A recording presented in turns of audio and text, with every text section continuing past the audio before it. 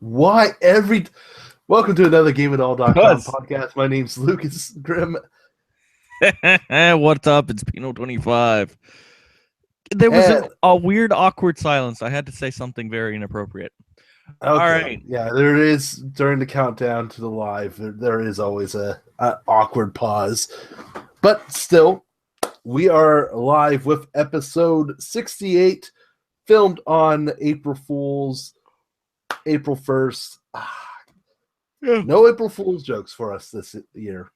Just heart wasn't in it this year. It's all good. Yeah, everyone else says their April Fool's jokes, and they're fun. The best one I've seen so far was CD Projekt Red, though. They did with the bathtub. Yeah, Geralt in the bathtub figurine.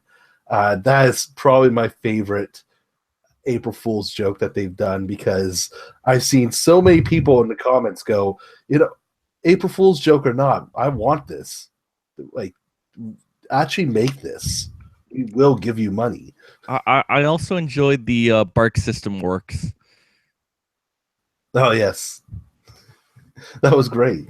Yeah, and that all the different places have been done pretty well. I'm still deciding on the ones that Screen Rant was doing.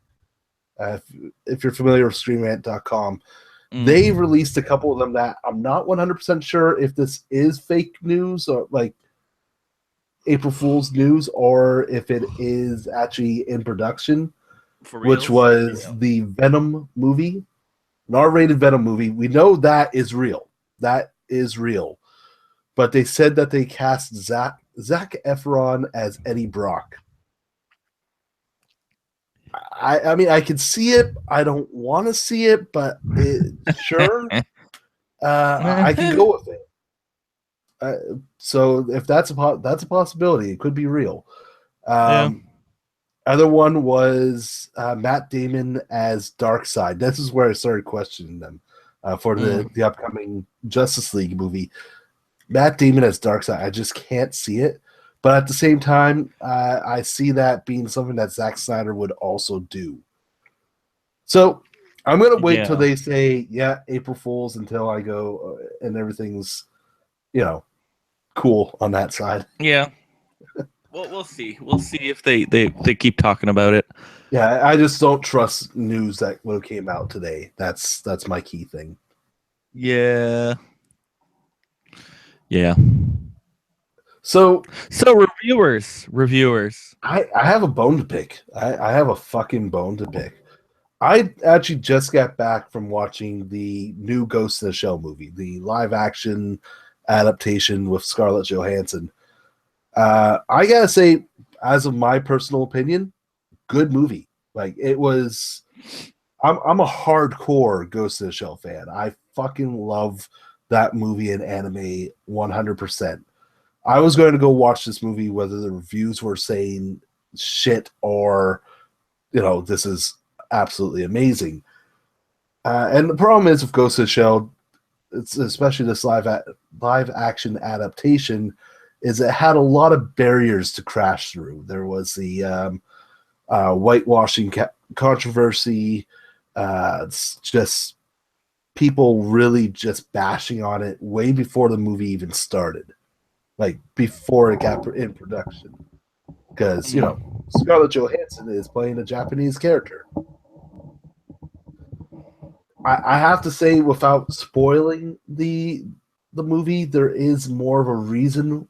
After watching it, there is a reason why they did it this way. That's, it makes somewhat sense. But overall, the movie was actually just enjoyable. It was good to watch. I had a lot of fun with it. I highly recommend going to see it, especially if you are a fan. Just to say, you saw it, and if you hated it and want to tell me why, get comments down below. Definitely. Yeah. But here's the thing. I've seen so many professional reviewers. Now, I don't want to say this, but I don't really classify GameItAll as super professional in our reviews. We're fans of whatever content we're reviewing. Well, yeah, we're an indie publisher. Yeah, we're an indie reviewer site. we can say what we think and actually just go with it. But at the same time, we try to keep a degree of professionalism to it. Yeah. Because you don't want to. I don't want to be like, okay, this game sucks because this one thing happens in it and it pissed me off. No, I like, or this developer thinks differently than I do. No, I see the good in the product. I see what the product is more than who developed it or whatnot. Exactly. That's why we focus on that. And I'm also going to promote one of the other sites that we actually do reviews for as well, basegamer.com. Check out those guys, especially if you're looking for reviews, because they're more of a, exactly as I said, fans just looking at the product itself. So I highly recommend taking a look at them, especially in like this new age of like anti Gamergate stuff that's happening and everything that's going on, that you never know what the fuck is what anyone's thinking anymore. So this is the thing. Ghost of the Shell. Back to this main point. Ghost of the Shell had all its barriers to cross, and same thing with Iron Fist recently as well. With this, the reviewers just stuck to one point and said it's absolutely awful for this one reason. And the one reason seems completely moot to the actual product in whole. So, like Iron Fist, I'll give them a little bit. From the little bit I've seen, yeah, it's a bit boring compared to, Daredevil, even Jessica Jones, which I wasn't a big fan of. Iron Fist isn't as action-packed as we all wanted it to be, but it is getting better as I'm watching it. Well, this is also just the first season. Exactly. Like, they could learn from this and pick up. And we know, because it is a Marvel property, it's linked to everything else. So we have Defenders, we have probably Iron Fist season 2 coming. We have more coming. So this is the review I wanted to read off. I wanted to read off specific sections of this one. And this is from the guys at Polygon. Now, they pretty much straight out of the gate, they did not like this movie. They did straight out. They said it was bland, it was soulless, it's just blah. But going through this, reading the review, the absolute hatred that the reviewer had for one section is pretty much what's causing this entire review to be just bullshit to read. So, obviously, what they're talking about is Scarlett Johansson's lack of clothes as the Major. So, Pino, have you seen Ghost of the Shell? No. Okay. Do you know enough about Ghost of the Shell to know that she is pretty much naked throughout most of the anime anyways? Not really. Okay, well... okay, let's go with yes, I guess. I don't know. Okay. So, yeah, general understanding of people who've watched the original Ghost of the Shell, the anime, from back when it was on VHS, knows that throughout most of the movie, the Major is naked. Yeah, I didn't have a VHS player. Oh, well, there you go. So there's a problem. It's on DVD and Blu-ray now. But anyways, so this is the paragraph that I need to read, because this is what pissed me off. Honestly, I have a hard time coming up with a conceivable reason she'd do that. That's not plain old give fanboys fat material. Gee, the bad guys are coming. I best I get her I guess I better duck into a corner for a few seconds and remove my jumpsuit that in no way restricts my movement so why am I even bothering? Said no one ever. So that line itself is just a piss off because I'm watching the movie. After watching the movie, she was never in the jumpsuit more than that she needed to. Whatever that there was a scene that she needed to be invisible, boom, that's where the jumpsuit came in. So aside from that, like watching the movie, understanding what's happening, understanding Ghost in the Shell, it just looking at this, I'm just going, do you know what the source is? Are you just jumping on the train of just bashing it because you can? Because you have that little bit of a power to say, yeah, this movie sucked, and I want everyone to agree with me. Yes. All the people that won't watch the movie, I want them to agree with me. Yes, it's the whole same thing that happened with, let's say, No Man's Sky, or a couple weeks ago with Zelda. So they didn't want the fans to get pissed off, so they went in and said, "Oh, this is the best game ever." And then there was people just bashing it because they were like, "Oh my god, it needs to go down." Yeah, and then the fan reviews were just bash, and then same with No Man's Sky, everyone bashed the crap out of it when it actually wasn't that bad. Like it didn't live up to his expectations of him saying, "Yeah, we're gonna have all this shit," but core gameplay mechanics weren't that bad. No, the game is an easy 5. Like I'm definitely gonna say it's mediocre, but it's not. It wasn't the amazing, awesome. No, and it fell into the same category as I have with Katamari, that I can just sit there and futz around for a while. Yeah, and just chill out. Yeah, so that's all. It didn't deserve like its 2s and 3s. It definitely didn't deserve its high praises either. But the 0s and 1s. Like that's the thing, that it just feels like these reviews, most of the reviews that are done on a professional level, are just doing it to like bash, like do the stuff that the fans are currently leaning on. Well, yeah, these people are professional trolls. Yeah, that's more or less what it feels like. Yeah, so that's what I wanted to rant about.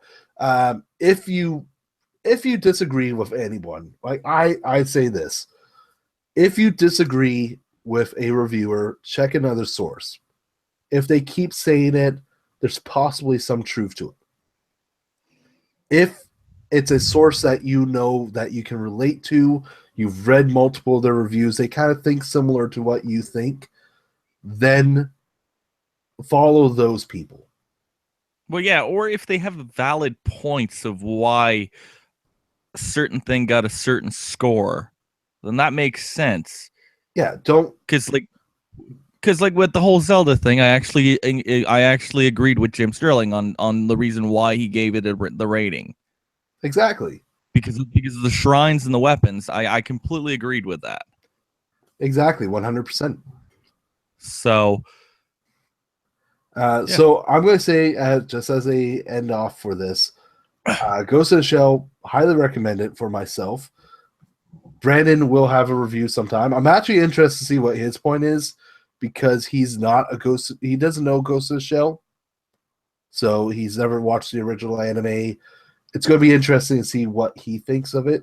So he's essentially just going to watch the movie with wide open eyes and know. That's exactly it. It's going to be wide open. It's going to be exactly what he's going to think, just from the movie standpoint. Yeah. Walking in as a Ghost in the Shell fanboy, I was pleased. I'm not going to say I was overly impressed, but the movie itself, I thought was good. The plot twist was actually very interesting how they handled it. You know what? It could have been worse. It could have turned into freaking Total Recall. Oh yeah, exactly. It could have been Total Recall. It could have been any like bad adaptation remakes. But as an adaptation, like they give respect to the source material. This is one of those few times that I actually feel like maybe aside from Lord of the Rings and stuff like that, that they've actually respected the source material it came from and realized what made that good and just kind of built on it. Yeah. They did take liberty. They did change some stories, but it worked out. It as a story, everything is coherent. It makes sense. Especially as of somebody who's used to Ghost in the Shell throwing fucking twists at you. Definitely. And actually, I'm going to mention something for those Ghost in the Shell fans that's watching this. The storyline is a mix of the Puppet Master story from the original movie and the individual 11 story on Standalone Complex. So that should give you an idea of what the fuck's happening.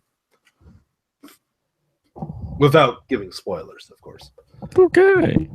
So yeah, good fucking shit. All right.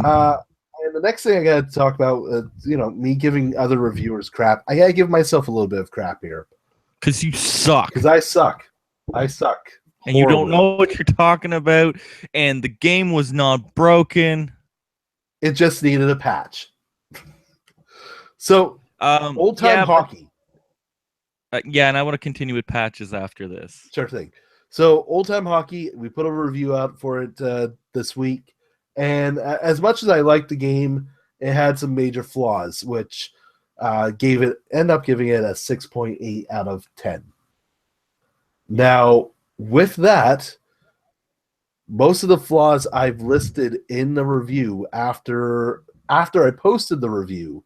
In fact, like an hour after I posted the review, a patch came out that fixed a quarter of them. Then 2 other patches came out the day after that fixed everything else. So we'll just go with a couple of the things. Mentioned how story mode was locked on an advanced control style. That has been fixed. It's now you can go on to any control style at all. You also have the tutorial mode. Tutorial locked your character's movements. So at one point, unless you did everything right, you could not pass, you could not body check, you could not do these certain things because you didn't do your tutorial right. You didn't succeed at what the tutorial was asking you, which made it very easy for the other team to win. So they did patch that. That's fixed. Everything's good there. Story mode seems to actually move along a little bit better. So I have to go back and redo the review because they did fix it. The game is fixed. It is definitely much more deserving of a higher score now.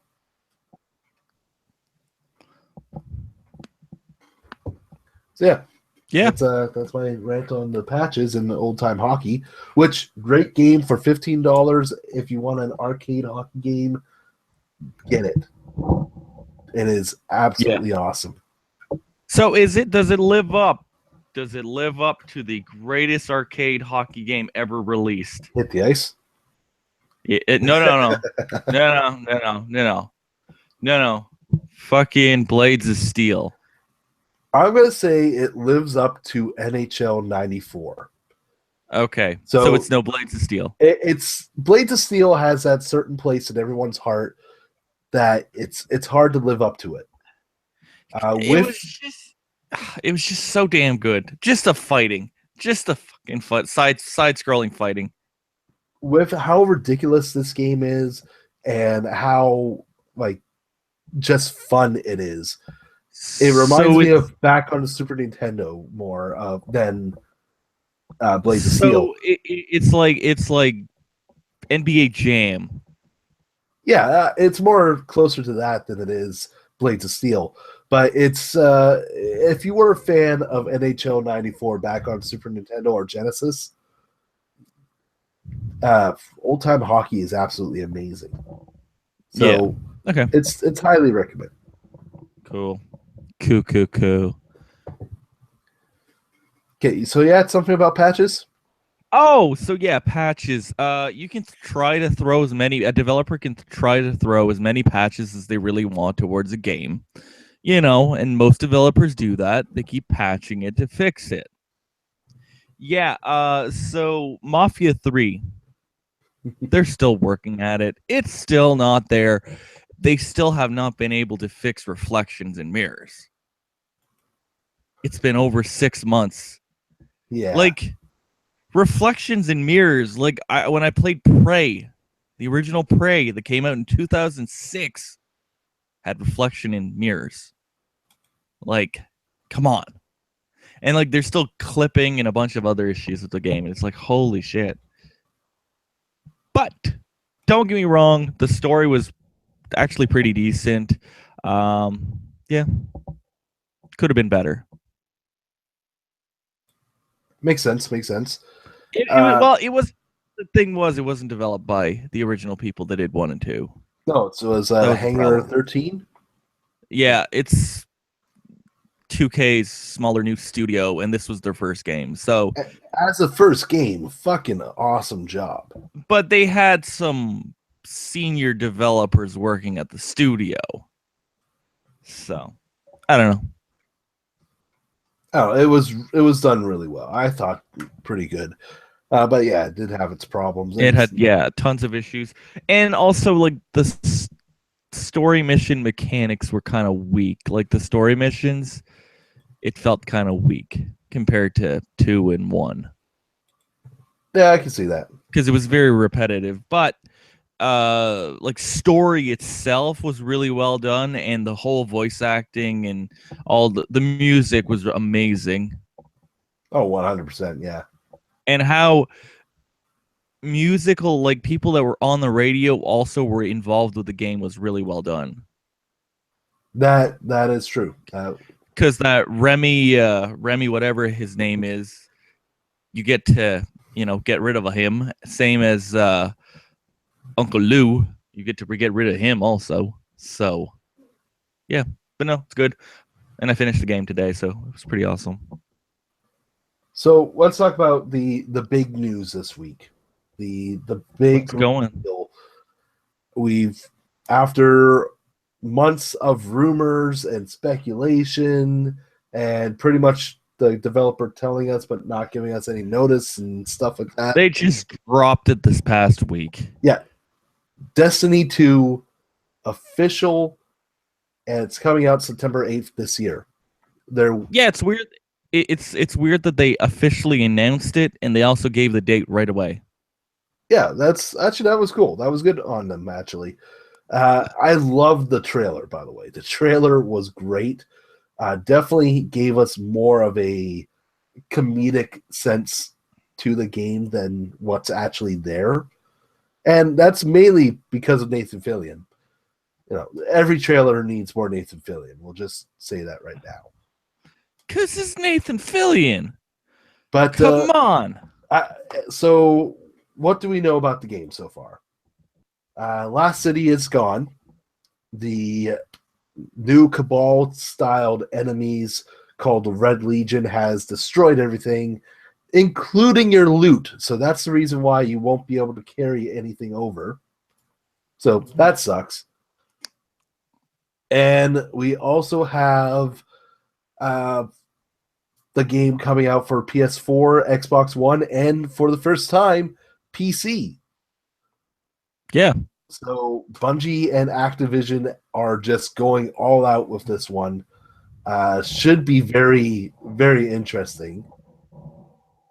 And so pre-orders are open right now. The game will see early access for the beta on PS4. So the PS4 extra stuff is coming over as well. So, they had the time exclusive year. Before. Yeah. So that's going to be great. So that's PlayStation users definitely will be happy with that. I'm interested to see how many people from like the consoles are going to jump to PC now that PC is available. Probably a crap load. I'm definitely going to see that number like go through. Well, it's the same thing that happened with people that own the that bought what was that, Blizzard's Overwatch, that bought it on PC. Because there's a lot of people that bought it on PC because they were like, yeah, I'm buying it on PC. It's a Blizzard game. It's a first-person shooter. It's going on PC. Yeah. It's pretty much. And also, it's Destiny, so we'll see. Should be interesting. I'm actually kind of excited for this one. Wasn't a big fan of Destiny 1, but, yeah, I know. It was... It was all right. That's the thing. It was all right, but... The problem was it came out on 4 different systems, and I bought it on one system, and I knew no one that had it on that one system. That was your problem. Yeah, I had no one to play with, so I was like, yeah, fuck this. I'm like, I don't want to play this. And it was just, I don't know, it didn't have the, it didn't feel right. It was too much of a bullet sponge game. And this is coming from a guy who loves Borderlands. It was too much. It didn't have what we expected from it. Yeah. Also, in September and October, there's a lot of other shit that I want that's coming out. So, yeah, there's probably no Destiny money. Sorry, Destiny. We're going to be waiting to make sure you're actually good this time around. Yeah, I'm going to wait until you're on sale, bud. I'm going to wait until you're like $40. Probably, yeah. That seems reasonable. Because supposedly Red Dead is coming out in October. So, yeah. Supposedly. So, here is a weird announcement that Square Enix announced today, earlier this week. Final Fantasy XIV TV show that was released in Japan will be coming to Netflix. So, that show is called Final Fantasy XIV Daddy of Light. Have you heard about this? Wrong. No. The only thing that should have daddy in the title should be like BioShock or something. Oh, okay. Daddy of Light is a comedy drama that's set around Final Fantasy XIV. It's in the real world. It's an actual game in the real world that a father is trying to bond with his son with. So yeah, that is something. Oh, Japan, what a place. That is something that is happening and is coming to Netflix at some point. So be on the lookout for that. I'm not. I don't know.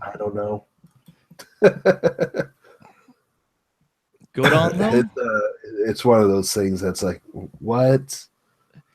Netflix has all the power right now, so yeah, I mean they can do whatever the hell they want. Go ahead. They print money. So one cool DLC that's coming out later actually next week in this case, Rocket League is getting some Fate of the Furious DLC. So what's happening? We're getting some cars, decals, flags, and some wheels based on the movie. Okay. So, I mean, if you're going to take any sort of driving experience or driving franchise to throw into Rocket League, Fast and the Furious makes perfect sense. Yeah, I guess so. You get to blow shit up. Yeah. Especially after watching, like, once again, I went to go to the show today. They had that trailer in front of it. The latest trailer is just fucking ridiculous. Well, everything just goes boom. Yeah, it's just like, oh, here, let's remote control all the cars to make it look like the zombies from, like, World War Z. Mm-hmm. It's like, oh, okay, that's, you know, it's Fast and the Furious, makes sense. The Rock pushing a torpedo with his bare hands. It's The Rock, it makes sense. Because The Rock can probably do that in real life. We'll give them that. It's probably the most believable thing in that trailer. Mm-hmm. So yeah, that is coming out next week. No listing of a price as of yet. So I'm not 100% sure if that's going to be free DLC or paid. Who knows? So it's, and of course, this isn't the first time Rocket League had some famous cars in it. We had the DeLorean.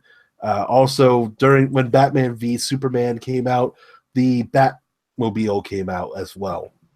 So, yeah, you know, we have various different sources for that of just crazy cars.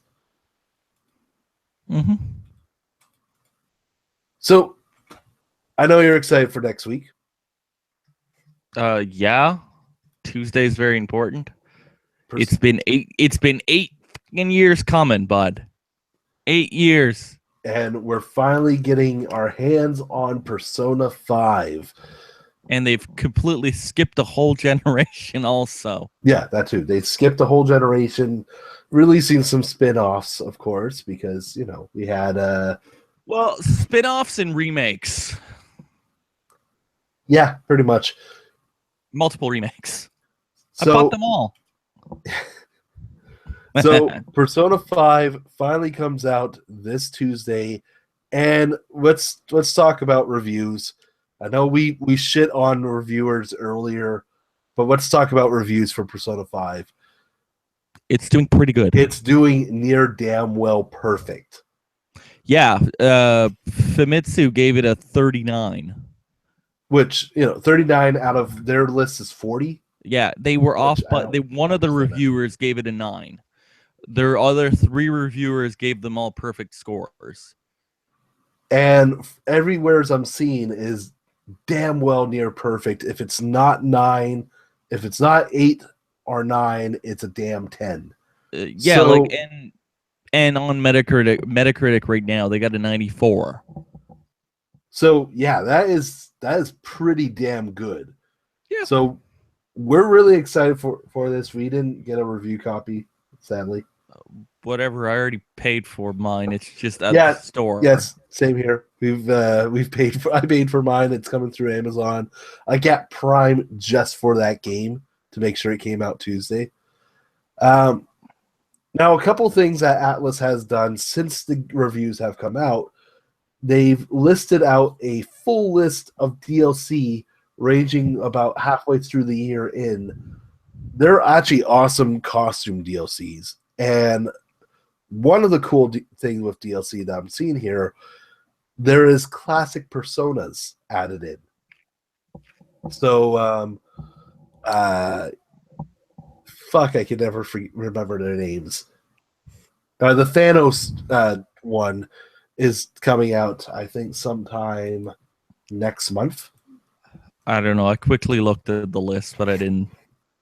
You saw the Catherine DLC and was like, "That's it." Well, that's I looked. DLC in bond. I looked at most of it and I'm like, it's just costumes, and I'm like, I don't care. No, I'm really excited for some of these costumes because, despite them being costumes, they're pretty damn awesome looking. I'm just excited for my 100+ hours of gameplay. That too. The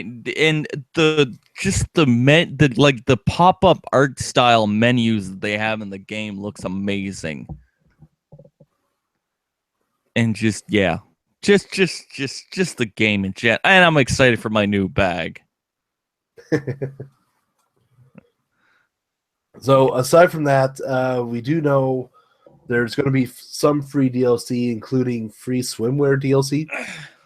Sure. Okay. Let's go with it. Free music DLC, free themes, and free Japanese voiceover DLC coming on at launch. So, you'll have your choice of what you want to watch or what you want to listen to. It's Atlas, It's Atlas. It's Atlas being awesome. This is their baby, their franchise. It is their biggest, most well-known franchise. Exactly. It's like Activision with selling COD. Oh, I was worried your microphone cut out a little bit with COD. That's it. They sell cock, Yeah, exactly. It's I'm really excited. I hope the game is as good as everyone's saying. I definitely walking in there with high hopes. That is not a good thing for me to do, but it has higher ratings than any of the other Persona releases. It does, including Golden. That is true. Now, with all these reviews, I just want to mention there has been a nonstop rush of fucking absolute amazing games. So, Game of the Year is going to suck. Because right now I started Horizon, and holy fuck, it's amazing. Yeah, I just bought that this weekend and started playing through, and fuck. I think I have a feeling that it's probably going to win Sony. It's more likely definitely going to win Sony. Because just the game, like just how it plays, because gameplay wise, it feels like Primal, like Far Cry Primal meets Witcher 3 kind of ish. And then story wise, I've only played like 4 or 5 hours, but it kind of has this weird Fallout vibe. So yeah, it's likely to be the big Sony game of the year, definitely. Wow. And it's going to be hard to top. Like, I think right now. Wait a minute. Well, if Kojima can pull it off and release it this year. I was actually waiting for that. I don't know. If Kojima can pull it off, and the game is good and the game is fucking amazing, which likely it will be, then yeah, Death Stranding could be a winner. Yeah. But as of right now, as it stands, hands down, you're looking at a possibility of Zelda, Horizon, fucking. I can't say Mass Effect because I actually hate that one. Yeah, Mass Effect. I'm trying to think of the other major games that came out. But yeah, you're looking at Horizon, Zelda, Persona, even possibility of Ghost Recon because that has been fucking amazing so far.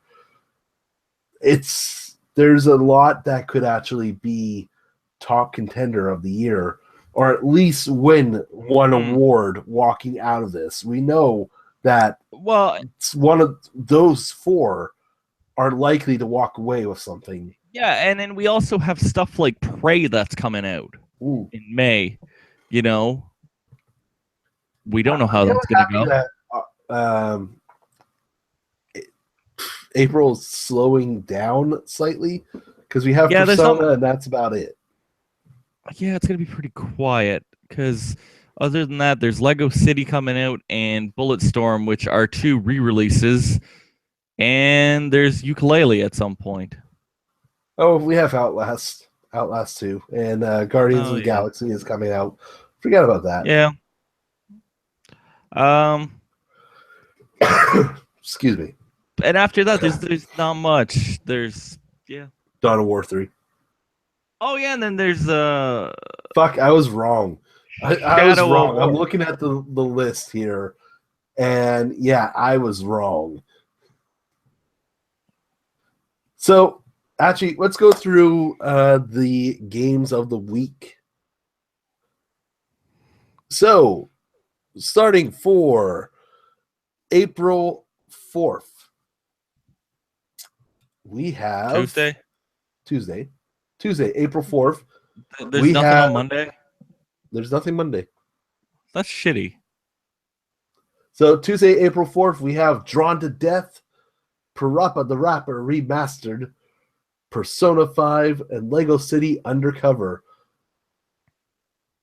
So, which they essentially want you to pay full price for. That is true. For a game that I bought in 2013 for, yeah.